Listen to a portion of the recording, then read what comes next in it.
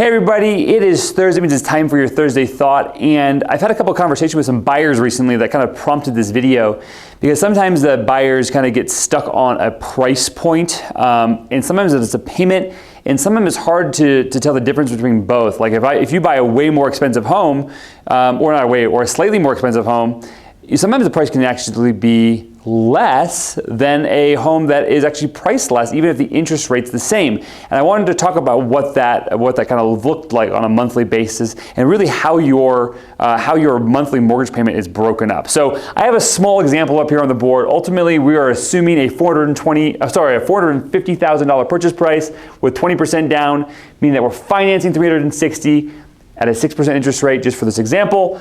I actually pulled a house from the MLS. There's a house that's listed. It's a 3-bedroom, 3-bath, recently built, and its taxes per year were $3,724 a year in taxes.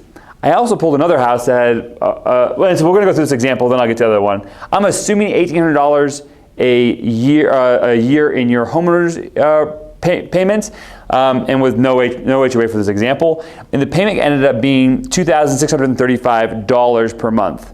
But a very similar house, 3-bedroom, 3-bath, built recently, similar size, I ran the numbers on that one. It had a payment of $2,448, so about a $200 difference per month in the payment for a very similar home. Now, why? Because the taxes on the other home were only $1,481 per year. So there really your principal and your interest on your purchase aren't going to move your monthly payment as much as your taxes and even your insurance. So I've sold a couple of homes in Woodland Park, for example, who were in fire zones, and they had like $6,000 a year. $6,000 a year for their homeowner's insurance. That'll throw your payment, way high.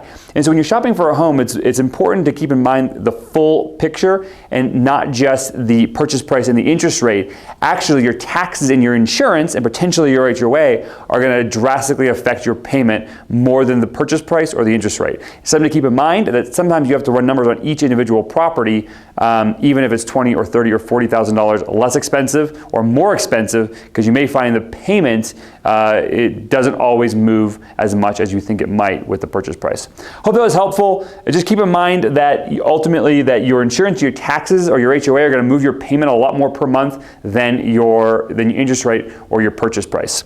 If you have any thoughts, comments, questions about anything real estate, especially here in the Pikes Peak region, reach out, shoot me a message, give me a call, shoot me an email. We'd love to help you do a little consult. Thanks for tuning in to this week's Thursday Thought, and we'll see you next week on next week's Thursday Thought. Ciao.